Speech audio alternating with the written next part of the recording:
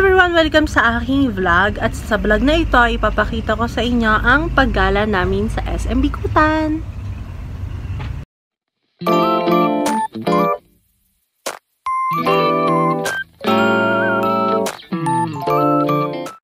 Hello everyone! So ayan, nandito tayo sa SM Bikutan and nag-ramen date lang naman kami ng jowa ko. So, bumili ako sa Watson. Hindi ko na siya na-videohan kasi bawal daw mag-video sa loob. So, ngayon waiting ako sa partner ko kasi bumili siya sa Dairy Queen. Ayan. So, hindi na rin ako nakapag-video kanina masyado kasi na-enjoy lang namin yung moment. And, see you!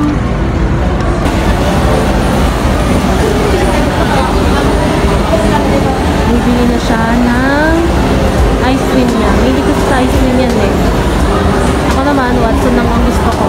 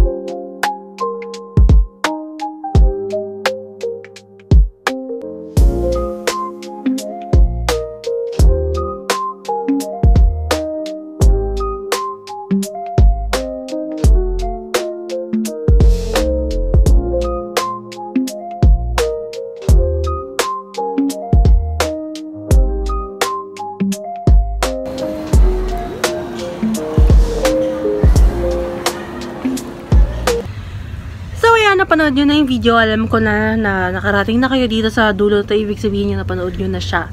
So ayan, nakauwi na kami ngayon sa bahay and nagpapahinga na ako actually.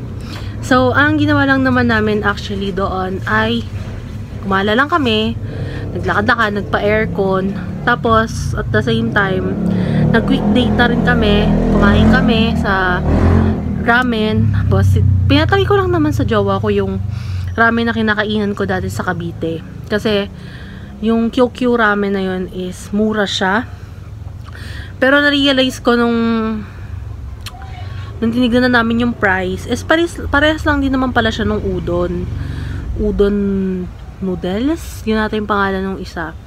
So, sabi ko kay Jowa, tapos next time, try na natin ulit yung udon kasi yun talaga yung gusto namin. Pero pinatry ko lang talaga sa kanya yung QQ. So far, okay naman siya. At, ayun, manipis kasi yung mga noodles nun. So, yan. Hopefully, ay natuwa kayo sa video na to. Kahit nakakapagod siya. At least, nakauwi kami ng ligtas. At, maayos naman naming naisagawa ang aming paggagala ngayong araw na ito. See you sa mga next ko pang video.